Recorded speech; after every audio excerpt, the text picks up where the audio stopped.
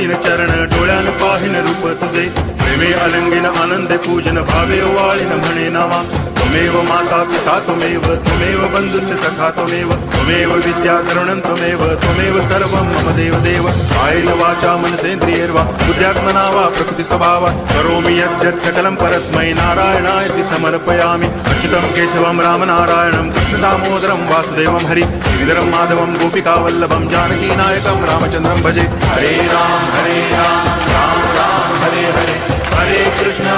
Krishna Krishna